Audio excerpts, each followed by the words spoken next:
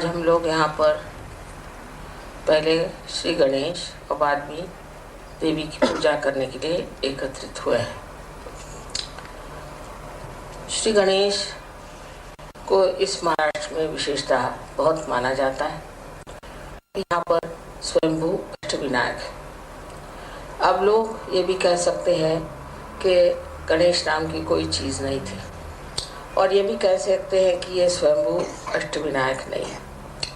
लेकिन आप जब आत्म साक्षात्कार को प्राप्त करते हैं, जब आप चैतन्य को प्राप्त करते हैं, तो आप पूछ सकते हैं कि क्या ये स्वयंभू है, क्या यह वास्तविक पृथ्वी तत्व ने बनाई हुई चीज़ है।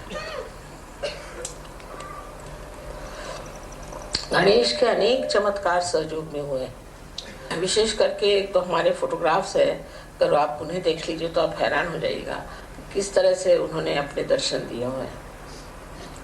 गणेश की जो विशेषता है वो ये है कि वो हर चक्र पे विराजमान। सबसे पहले गणेश की ही स्थापना की गई थी, और गणेश जो है वो पवित्रता को फैलाने के लिए संसार में है कि पहले सारा संसार पवित्र हो जाए। सबसे बड़ी चीज है पवित्रता। अगर पवित्रता नहीं रहेगी तो कोई सा भी सृजन नहीं हो सकता। अब समझ लीजिए अगर कोई पेड़ है और उसके आसपास का वातावरण दूषित हो जाएगा तो वो पेड़ मर जाएगा। इसी प्रकार इस सारी सृष्टि का जो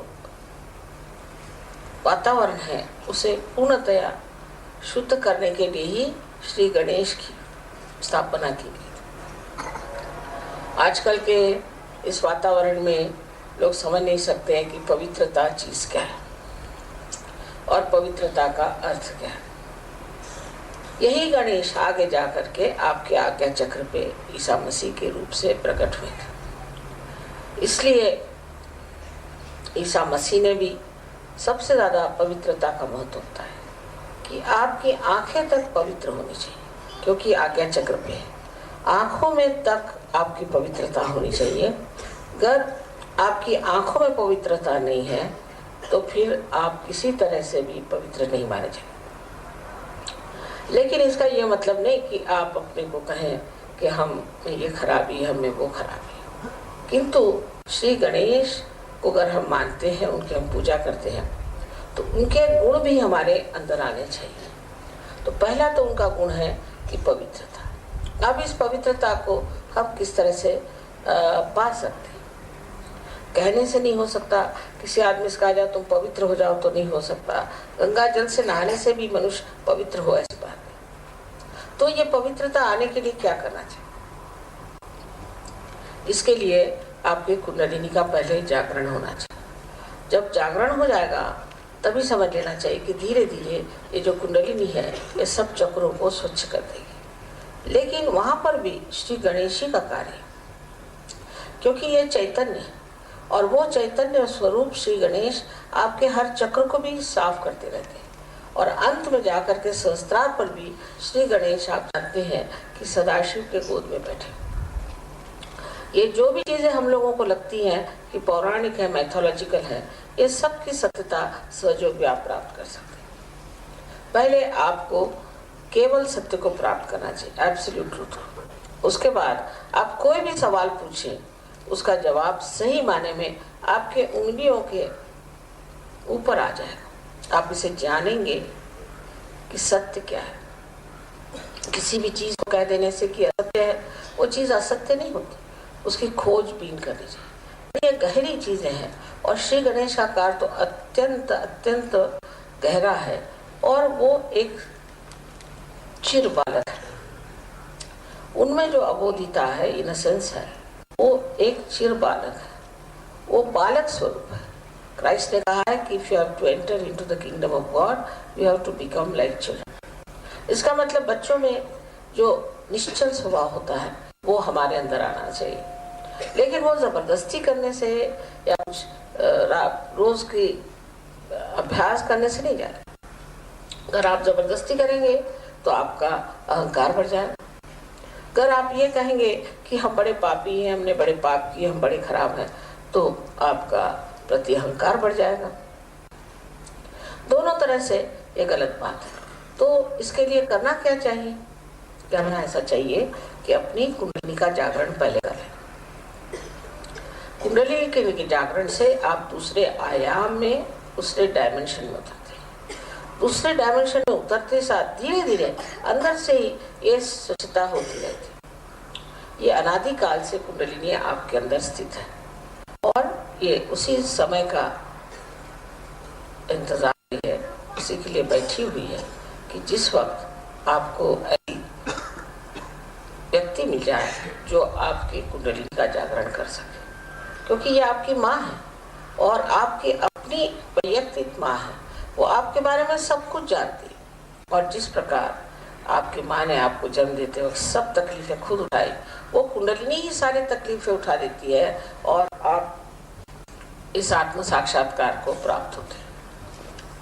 इस आत्म साक्षात्कार को प्राप्त होने के बाद आपको सिर्फ इतना करना है कि अपने इस योग को जो आपका अब परम चैतन्य के साथ हुआ है उसके साथ एकाग्रता स्थापित करें। चारों तरफ हम लोग देखते हैं फूल, देखिए कितने सुंदर है, सृष्टि कितनी सुंदर है, पर हम कभी सोचते भी नहीं कि ये कैसी बनी, इसको कौन बनाता है। एक फूल के पौधे एक ही ऊंचाई तक बढ़ते हैं, कोई पेड़ एक ही ऊंचाई तक बढ़ते हैं, ये सारा कौन करता है? इसे आपको पातंजल में अगर आप देखे जाए तो लिखा हुआ है कि ऋतंभरा प्रज्ञा, इसका नाम उन्होंने ऋतंभरा प्रज्ञा कहा। लेकिन यही ब्रह्म चैतन्य है, ये परम चैतन्य है जो चारों तरफ फैला हुआ है और जिसके लिए आदि शंकराचार्य ने बताया हुआ है कि सलीलम सलीलम, ठंडी ठंडी हवा इसकी बह रहा है। बाइबल में भी इसको cool bridge of the Holi ghost कहा गया। इस प्रकार की कुंडलिनी हमारे अंदर है और वो बिल्कुल व्यवस्थित रूप से इसी के इंतजार में है कि कब आपका पुनर्जन्म है। अभी तक अमीबा से इस स्थिति में हम आ गए, इंसान बन गए, लेकिन इससे कोई ना कोई उच्च स्थिति जरूर होनी चाहिए। अगर हम सत्य को प्राप्त किए होते तो आज कल के जो झगड़े हैं ये न रहते। हम सब एक मन से, एक विचार से, एक सत्य के साथ जीते। लेकिन ये जो झगड़े हो रहे हैं इसकी वजह यही है कि हम लोगों ने अभी तक उस केवल सत्य को प्राप्त नहीं किया और जब तक हम उस सत्य को प्राप्त नहीं करेंगे तब तक उत्क्रांति माने इस एवोल्यूशन की जो चरम सीमा है उसे हमने प्राप्त नहीं किया। उसको प्राप्त किया बगैर हम लोग कभी भी शांति से, सुख से, समाधान से रह नहीं सकते। संसार के जितने भी प्रश्न हैं अधिकतर मनुष्य ने ही खड़े किए हैं। इस मनुष्य के परिवर्तन के लिए श्री गणेश का बहुत कार्य है, बड़ी मेहनत करते हैं। इनके गण हैं इसलिए इनको गणपति कहा जाता है और ये हर समय माँ की सेवा में लगे रहते हैं और हर जगह जहाँ भी जरूरत होती है तुरंत दौड़ के स्वर को स्थापित कर सकते हैं, जिसकी महिमा शास्त्रों ने गाई हुई है। कोई कठिन बात नहीं है और इसके लिए सिर्फ हमें सज्ज होना चाहिए, मन में शुद्ध इच्छा रखनी चाहिए कि हम इसे प्राप्त करें। ये कोई झूठी बातें नहीं है, ये कोई ऐसी बातें नहीं है कि जिससे किसी को भुलावा डाला जाए, किंतु ये बात सत्य है और इसे हमें प्राप्त करना चाहिए। हम श्री गणेश को नमस्कार करते हैं लेकिन ये सोचते कि श्री गणेश क्या है, हमारे अंदर कहाँ स्थित है, क्या कार्य करते हैं और इनसे हमें क्या क्या प्राप्त करना है। दूसरी चीज इनसे प्राप्त करना है वो है सुबुद्धि, जिसे विजडम कहते हैं। श्री गणेश में इतनी सुबुद्धि और इतना प्रेम है कि वो जानते हैं कि आप लोग गलती कर रहे हैं, वो जानते हैं कि आप में कुछ दोष है, लेकिन छोटे बच्चे जैसे क्षमा कर देते हैं हर एक चीज़ को। उनको मालूम नहीं किसी से नाराज होना, इसी प्रकार वो आपको बहुत क्षमा करते हैं, किसी हद तक काफ़ी क्षमा कर देते हैं, पर जब आप हद से गुजर जाते हैं तब फिर ज़रूर वो नाराज़ हो जाते हैं। तो उनको सिर्फ मानना, मंदिरों में जाना और उन पे पैसे चढ़ाना, उनको पैसे ऐसे कुछ समझ में नहीं आते। अगर कुछ चढ़ाना है तो अपने हृदय को चढ़ाना होगा और उस गणेश को अपने हृदय में बसाना। जब तक वो हमारे हृदय में नहीं आएंगे हमारा जीवन पवित्र नहीं होगा और उस पवित्रता के कारण जो हमें आशीर्वाद मिलने हैं वो नहीं होंगे। इसके अलावा उनमें ये भी शक्ति है कि वो दुष्टों का संहार कर सकते हैं। अगर कोई आपको तंग करे, तकलीफ दे तो वो आपके आसपास लगे रहते हैं। बड़े चमत्कार से जो भी हुए, अनेक लोगों ने कहा है कि उनके न जाने कितने ही प्रश्न थे वो एकदम से हल हो गए, वो भी काम श्री गणेश की। वो इस तरह से काम करते हैं कि समझ ही नहीं आता कि किस तरह से काम हो गए और उसमें कोई भी त्रुटि नहीं रह जाती। इतने बड़े श्री गणेश अगर हमारे साथ हैं तो फिर हमें डरने की कौन सी बात है, फिर हमें घबराने की कौन सी बात है। सिर्फ हमें गणेश को वरण करना है और अपने अंदर उन्हें स्थापित करना है।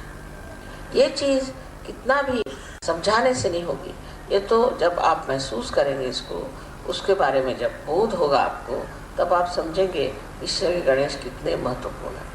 अब जो यहाँ विदेशी लोग बैठे हैं, इन्होंने तो श्री गणेश का ग भी नहीं सुना है, तो मालूम भी नहीं था, पर ये हर समय श्री गणेश की स्तुति करते हैं, क्योंकि उनकी स्तुति करने से इनको अनेक लाभ हुए।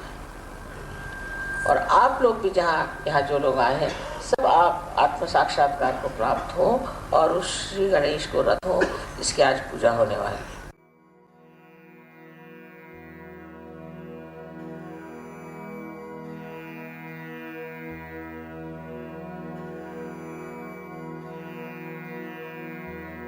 Mm-hmm.